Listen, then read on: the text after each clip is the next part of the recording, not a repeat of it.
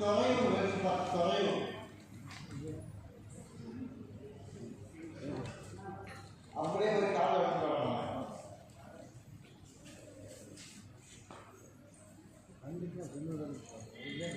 கருப்பசாமி ஓர்மலை குடும்பத்தை போய் பாடுறோம். குடும்பத்தை போய் பாடுறதுல கருப்பசாமி நம்ம எதிர்பார்த்தது போல எனக்கு நல்லபடியாக தொழில் எனக்கு அமைக்கணும் அப்படின்னு உனக்கு ஏதாவது இருக்கீங்க. நல்லா நல்லா இருக்காங்க. நல்லா போய் காலை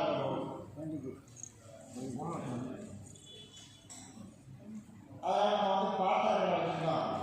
அப்படிதான் நான் பாட்டாக்களை வச்சுருக்கோம். அதே மாதிரி இன்னொரு கடை சேர்ந்து போடலாமான்னு ஒரு யோசனை பண்ணிக்கிது. அதனால் அந்த கடை போடலாம், இன்னொரு கடையும் போடலாம். அதே மாதிரி நான் கருப்பசாமி அந்த கடைக்கு புத்தகம் கொடுத்தாரு. அதே போல் நமக்கு வியாபாரமும் அமைச்சு கொடுத்தாரு. அதே போல் சரி ஒவ்வொரு பொருளும் காரணமாக போயிடுச்சு ஒத்தலையா அதுக்கு முன்னாடி கற்பனையை கற்பனை கண்டிப்பாக கொடுத்துருவேன். ஆனால் காணாமல் போனதுக்கு காரணம் என்ன தெரியுமா?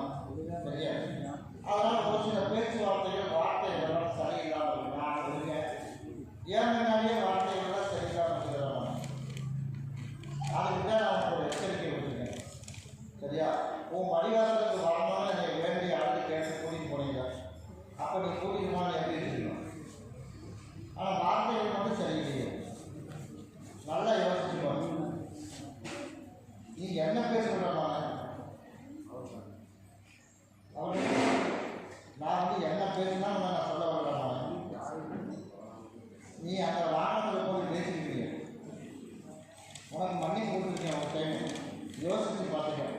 இன்னி அடுத்து இந்த மாதிரி தவறு நான் மன பண்ணி எனக்கு நீ எந்த பொருளும் காணாமல் போகக்கூடாது. எனக்கு இன்னொரு வேலை போடணும். அதே மாதிரி காணாமல் வாழ போயிருக்குது. அவனையும் கண்டுபிடிச்சு கொடுக்கணும். கேட்டீங்க ஒரு காலம் போகும்.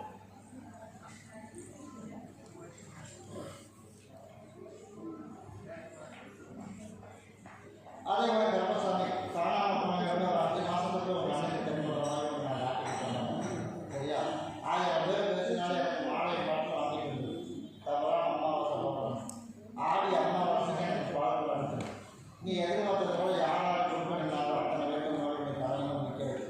பையனுக்கு நல்லதாக ஒரு வேலையை அமைச்சு கொடுத்து குடும்பத்தை நல்லபடியாக கருப்பை காப்பாற்றி கொடுத்தா போதும்.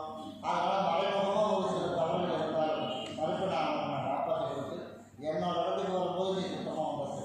சரியா அதனால் நீ தப்பு செய்யறது தெரிஞ்சாலும் ஒரு மன்னிப்பு கொடுக்குறேன். கேட்க போகுது. அதனால் என் வீடு அப்படிங்கிறத ஒரு மன்னிப்பு கொடுக்குறீங்க.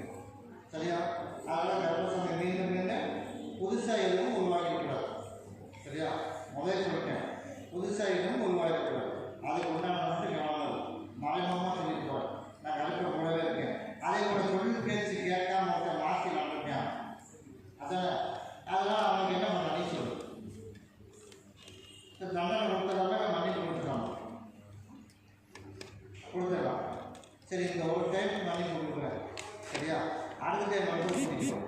சரியா அதே போல் நான் டாக்டர் நல்லபடியாக கூட இருந்து உனக்கு முழுசாக நான் இருந்து இன்னொரு கலப்போடு ஏதாவது நல்லா ஓடி தருவேன். நீ செஞ்ச தப்பாக இருந்தாலும் கருப்பசாமி மன்னிப்பு கொடுத்து என் பிள்ளைகளை உனக்கு காப்பாற்றி உனக்கு நினைச்சது போல ஒரு மனசு தரேன். வரும்போது எனக்கு மாலை மட்டும் வாங்கிடுது. மேலே உனக்கு யாராவது நல்லபடியாக அமைச்சு கொடுத்தேன். அதெல்லாம் போய் சுத்தமானதுக்கப்புறம் இதை உங்களுக்கு கொடுத்துருக்கு. சரியா நான் கூடவே வரேன்.